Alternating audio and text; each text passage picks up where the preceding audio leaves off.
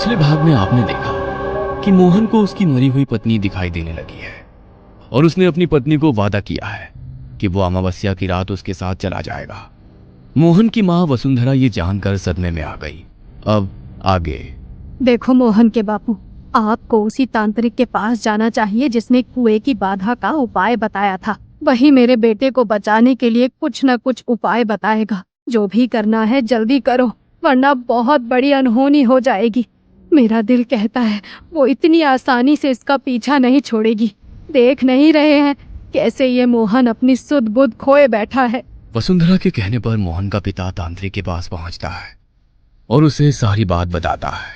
जो लक्षण तुमने अपने बेटे के बताए, उन्हें सुनकर तो ऐसा लगता है कि आपका बेटा उस स्त्री के सम्मोहन में ऐसा बंधा है कि तुम्हारे कहने पर भी वो मेरे पास यहां नहीं आएगा।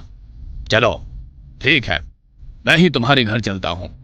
वहीं चलकर पता लगेगा कि वास्तव में जो औरत तुम्हारे बेटे को दिखाई दे रही है वो तुम्हारी बहू रुक्मणी है या कोई और दुष्ट प्रेत है। बाबा अपने तंत्र का कुछ सामान लेकर वसुंधरा के घर की ओर चल देता है। वसुंधरा के घर पहुंचने के बाद बाबा तांबे के कलश में थोड़ा जल मंगवाते हैं और अपने मंत्र की शक्ति से उस जल को अभिमंत्रित करने लगते हैं। लाल रंग का धागा इस लोटे के ऊपर 7 बार लपेटने के बाद उन्होंने मंत्र पढ़ते हुए उस पानी में 7 बार फूंक मारी और फिर वो जल वसुंधरा को देते हुए कहा, ये पानी ले जाकर अपने बेटे को पिला दो। आपका बेटा उस प्रेतनी के सम्मोहन में फंसा है। इस जल को पीने से उसके ऊपर से कुछ देर के लिए ही सही उसका सम्मोहन भंग हो जाएगा और फिर उसके बाद जो हम उसे समझाएंगे शायद उसे समझ में आ जाए।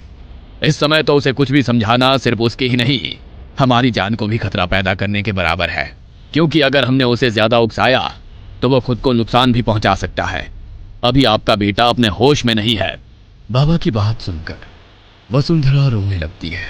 अब रोने से कुछ नहीं होगा, आप जाइए और जाकर ये पानी अपने बेटे को पिलाइए। वसुंधरा लोटे का जल लेकर अपने बेटे के पास जाती है तो देखती है मोहन अपने कमरे में रुक्मणी की अलमारी खोले खड़ा हुआ है। कमरे में चारों ओर रुक्मणी के घाघरे और साज श्रृंगार का सामान फैला हुआ था। तभी मोहन अलमारी से एक लाल रंग के गोटे वाली चुनरी निकालता है और अजीब सी मुस्कुराहट के साथ उसे देखने लगता है। वो ओढ़नी अपने सर पर सजाकर आईने में मुस्कुराते हुए अपना चेहरा देख ही रहा था कि ये देख वसुंधरा खुद पर काबू नहीं रख पाती। मोहन, मोहन बेटा, क्या है ये सब? हटा ये चुनरी अपने माथे से। वसुंधरा की बात के जवाब में मोहन गुस्से में गर्दन टेढ़ी करके उसे घूरने लगता है। अच्छा सुनना, पूरा पूरा दिन ऐसे ही बेचैन होकर कमरे में टहलता रहता है। ये ले बेटा, थोड़ा पानी पी ले। वसुंधरा जैसे ही लोटा मोहन की ओर बढ़ाती है, मोहन लाल आंखें तरेर कर अपनी माँ की ओर देखता है और उस लोटे को छीनकर दूर फेंक देता है। चली जाओ यहाँ से, और अगर अब मेरे कमरे में आई ना तो अमावस्या तक का इंतजार नहीं करूंगा। मैं चला जाऊंगा, बहुत दूर चला जाऊंगा। जाओ यहाँ से। बेटे का ऐसा रूप देखकर वसुंधरा डर से कांपते हुए वापस बाबा के पास आ जाती है। बाबा, वो तो अपने कमरे में मुझे पाँव भी नहीं रखने दे रहा। अब आप ही बताइए मैं क्या करूं? पता नहीं वो मरकर भी मेरे बेटे का पीछा क्यों नहीं छोड़ रही है। ना जाने अब उसे मेरे बेटे से क्या चाहिए। देखो, प्रेत किसी भी इंसान पर ऐसे ही हावी नहीं होते। प्रेत वचन के पक्के होते हैं। इसलिए पहले के जमाने में बड़े बुजुर्ग कहते थे, देर रात गए अगर कोई अनजान मिल जाए तो उसकी बात का जवाब मत देना। हमारे मुंह से कहलाकर वो वचन से बंध जाते हैं। जरूर तुम्हारा बेटा भी उसे कुछ वचन दे चुका है, इसलिए वो 24 घंटे उसके सम्मोहन में घिरा हुआ है। अब जब तक वो अपना वचन पूरा नहीं कर देता, वो प्रेत उस पर ऐसे ही हावी रहेगा। हाँ बाबा, कहता है रुक्मणी को वादा किया है कि अमावस्या के दिन उसके साथ चला जाएगा। जब तक रुक्मणी जीवित थी वो मोहन की पत्नी थी, लेकिन अब वो प्रेत योनि में चली गई है। एक बात का ख्याल रखना, प्रेत किसी के सगे नहीं होते। आपका बेटा अभी उसके मुंह में बंधा है। वो जिसे अपनी आंखों के सामने देखता है उसके लिए वो उसकी पत्नी है, लेकिन रुक्मणी के लिए मोहन अब बस एक शिकार है, उससे ज्यादा कुछ भी नहीं। अब आप लोग वैसा ही करो जैसा मैं कहता हूँ। आपकी बहू सुहागन थी, अंतिम संस्कार करते समय सभी रस्में निभाई थी आपने। उसका कोई ऐसा प्रिय सामान तो नहीं जो अभी भी घर में ही हो? उसे सजने संवरने का शौक था। पूरा कमरा भरा पड़ा है उसके कपड़े और जेवरों से। क्या रखे क्या फेंके, उसे तो सब प्रिय था। अभी तो कुछ भी नहीं हटाया है। ठीक है, खूब सुंदर श्रृंगार का सामान, गजरा, इत्र सब मंगवाओ और लाल जोड़ा भी। आज रात किसी तरह अपने बेटे की चारपाई घर के अंदर ही लगवाना। वो हठ करेगा, लेकिन तुम्हें संभालना होगा उसे। अंधेरा होने लगे तब वो सारा सामान मोहन के हाथ कुएं की मुंडेर पर रखवा देना। कुछ पल के लिए ही सही, खुशबू से खींचकर वो मोहन को छोड़कर उस सामान के पास जरूर आएगी। बस उसी समय हमें घर को बांधना होगा ताकि फिर वो घर के अंदर ना आ पाए। अगर हम इतना करने में कामयाब हो गए तो समझो अभी के लिए तो मुसीबत को टाल दिया हमने। सबसे बड़ी बात, मोहन और इस घर पर वो अपना अधिकार समझती है। उसका जुड़ाव इन्हीं दोनों में सबसे ज्यादा है। इसलिए अगर हम उसे इस घर और मोहन से दूर कर देंगे तो हो सकता है वो वापस चली जाए। बाबा का बताया उपाय कठिन तो था, लेकिन एक आस जागने लगी थी कि शायद एक बार हिम्मत करने से उनका बेटा इस प्रेतात्मा से आजाद हो जाए। धीरे धीरे सूर्य अस्त हो रहा था और रात की कालिमा दिन के प्रकाश पर हावी हो रही थी। देखते ही देखते सूरज गायब हो गया और चारों ओर रात का अंधेरा और चुप्पी सी फैल गई। मोहन बेटा, ये देख मैं क्या लेकर आई हूँ। देख बेटा, जिस दिन रुक्मणी हमें छोड़कर गई, तुम्हारे ब्याह की सालगिरह थी उस दिन। मैं रुक्मणी को ये तोहफा देकर अपनी गलतियों की माफी मांगने आई हूँ। देख देख, उसे बहुत पसंद था ना ये सब। जा जा, ये सामान कुएं पर रखा, उसे अच्छा लगेगा। कोई माफी नहीं लेगी। रुक्मणी कुएं में खुद नहीं कूदी थी, तेरे तानों ने उसे कुएं में धकेला था और एक करके सबको अपने कर्म भोगने पड़ेंगे। किसी को माफ नहीं करेगी रुक्मणी। देख बेटा, बहू ने मुझे माफी मांगने का मौका ना दिया, लेकिन मैं बस ये आखिरी तोहफा उसके लिए लाई हूँ। तू एक बार ये सारा सामान उस कुएं पर रखा, फिर जो होगा मुझे स्वीकार है। किसी तरह मनाकर वसुंधरा अपने बेटे को बाहर कुएं पर श्रृंगार का सामान रखने के लिए भेज देती है। मैं महसूस कर सकता हूँ कि रुक्मणी अभी घर से बाहर निकल गई है। मतलब वह सुगंध से आकर्षित होकर कुएं पर गई है। तब तक तुम दीवारों पर ये लिख दो। और हाँ, अभी मोहन पर उसके सम्मोहन का असर नहीं है।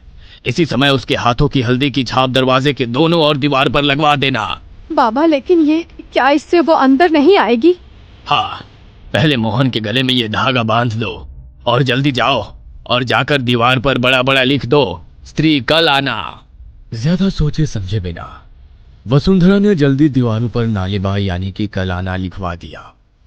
उस दिन के बाद हर रात को किसी औरत के रोने और जोर जोर से दरवाजा पीटने की आवाज वसुंधरा के परिवार को सुनाई देती रही, लेकिन अब दरवाजे पर जाने का साहस कोई नहीं दिखाता था। वसुंधरा जानती थी मोहन रुक्मणी से मिलने को छटपटाएगा, इसलिए उसे उसके कमरे में बांध कर रखा हुआ था। कुछ दिनों तक ऐसे ही दरवाजा खटखटाने के बाद एकाएक रुक्मणी का आना बंद हो जाता है। मोहन और वसुंधरा को यह यकीन हो चला था कि अब रुक्मणी चली गई है और शायद कभी लौटकर नहीं आएगी, इसलिए मोहन भी अब रुक्मणी के गम को भूलने लगा था। कुछ दिनों बाद आधी रात के समय महेश के दरवाजे पर दस्तक हुई। इतनी रात गए, कौन ऐसे जोरों से दरवाजा पीट रहा है? मैं देखता हूँ। ए जी, दरवाजा खोलने से पहले एक बार पूछिए ना कि कौन है, वो भी इतनी रात को। मुझे तो डर सा लग रहा है। कैसी भयानक सी आवाज है। ये किसी इंसान के रोने की आवाज तो नहीं लगती। कौन है बाहर? भैया भैया, दरवाजा खोलिए ना। अरे क्यों देर कर रहे हो, मैं पहले ही इतना घबराई हुई हूँ। अरे ये तो सुशीला की आवाज है। सुशीला, तू अचानक यहाँ? सब ठीक तो है ना? भैया, सब अंदर से ही पूछ लोगे क्या? दरवाजा खोलो ना पहले, बाहर बहुत अंधेरा है। अपनी इकलौती बहन की ऐसे घबराई सी आवाज सुनने के बाद महेश अपने आप पर काबू नहीं रख पाता और दरवाजा खोल देता है। दरवाजा खोलकर उसने देखा तो पाया कि बाहर तो कोई भी नहीं है। हैरान होकर वो दरवाजे के 4 कदम आगे तक जाकर देखता है, लेकिन बाहर उसे कोई नजर नहीं आता। तभी उसकी नजर जमीन पर लाल रंग से बने पैरों के निशान पर जाती है। कोई तो था यहाँ जिसके पाँव के निशान बने हुए हैं, लेकिन इतनी जल्दी गायब कैसे हो गया? इससे पहले कि महेश कुछ भी कर पाता, एक चीख की आवाज सुनाई देती है, जिसे सुनकर महेश की पत्नी दौड़ते हुए घर के बाहर आती है।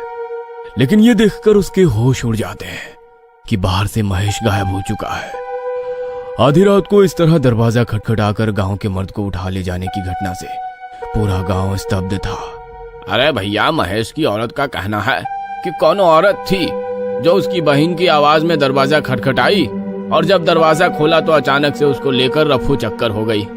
दरवाजे पर खून के छींटे और पैरों के निशान मिले हैं। अब सोचने वाली बात यह है कि ऐसी कौन सी औरत है जो एक हट्टे कट्टे आदमी को 1 सेकंड में गायब कर दे। मानो ना मानो, हमको तो ये कुछ ऊपरी चक्कर लगता है। अरे महेश सीधा साधा आदमी था, उसकी ऐसी किसी से कौन सी दुश्मनी थी कि कोई उस पर अपनी रंजिश निकालेगा। काका की बात से गांव के सभी लोग सहमत थे। गांव के लोग महेश का पता लगाने की बहुत कोशिश करते हैं, लेकिन उसका नामो निशान तक नहीं मिलता। 3 दिन बाद गांव में ही रहने वाला केसर अपने बड़े भाई को बस में बिठाकर वापस गांव लौट रहा था। लौटते हुए उसे थोड़ी देर हो गई थी। जब से महेश के साथ वो घटना हुई थी, दिन ढलने के बाद गांव के लोग घर से बाहर नहीं निकलते थे। केसर तेज कदमों से अपने घर की ओर बढ़ रहा था कि तभी खेतों की ओर से उसे पीछे किसी के कदमों की आहट सुनाई देने लगती है।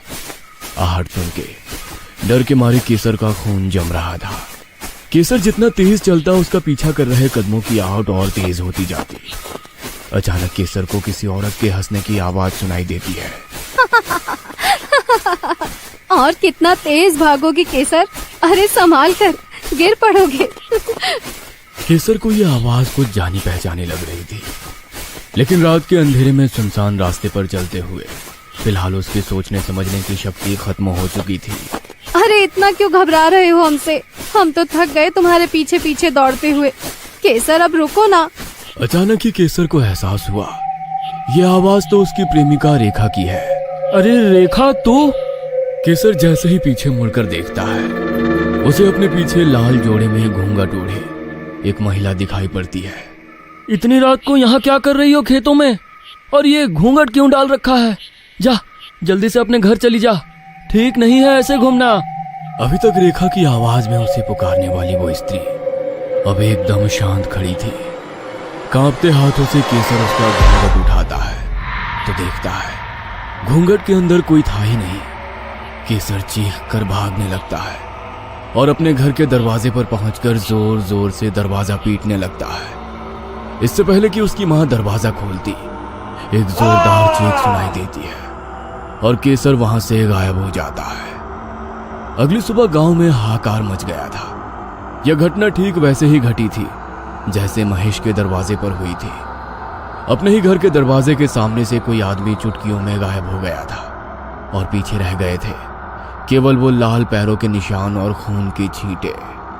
अब तो गांव के लोगों में डर का ऐसा माहौल बना कि रात को क्या, दिन में भी घर से बाहर निकलने से पहले गांव के आदमी घबराने लगे। जब कोई और उपाय ना सूझा तो सभी लोग मिलकर फिर से तांत्रिक बाबा के पास पहुंचे। ठीक है, मैं खुद आप लोगों के साथ चलकर देखता हूँ कि गांव पर यह कैसा संकट आन पड़ा है। बाबा ने गांव में जाकर पैरों की उन निशानों और खून की छींटों को देखा और फिर अपनी कुटिया में लौट आए। कुटिया में आकर बाबा ने ध्यान लगाया ताकि वे गांव से गायब हुए लोगों के बारे में जान सकें। जिस बात का मुझे डर था आखिर वही हुआ। रुक्मणी एक बार फिर से लौट आई है और इस बार वो बहुत गुस्से में है। पहले तो उसने मोहन को अमावस्या तक का समय दिया था, लेकिन अब तो वो सीधा मर्दों को उठाकर ले जा रही है। लगता है अब वो गांव के किसी भी आदमी को बख्शने वाली नहीं है। बाबा, क्या ऐसा कोई उपाय नहीं है कि वो हमारे गांव से चली जाए? वही उपाय करना होगा जो मोहन के परिवार ने किया था। गांव के सभी लोग अपने घर की दीवारों पर स्त्री तू कल आना लिखवा दो और उसके साथ ही घर में जितने भी मर्द हो सबके हाथ के हल्दी के निशान दरवाजे पर छपवा दो। जिसके भी घर में जवां मर्द है वो सब श्रृंगार का सामान उस कुएं के पास रख देना। बाबा की कहे अनुसार गांव के सभी लोगों ने अपने घर की दीवारों पर बड़े बड़े अक्षरों में कल आना लिखवा दिया। मेरे कारण ही गांव के इतने लोगों की मौत हो गई, वो उनके लिए नहीं मेरे लिए आती है। उसी रात मोहन ने अपने गले में पहना हुआ धागा उतार दिया और जाकर कुएं के पास बैठ गया।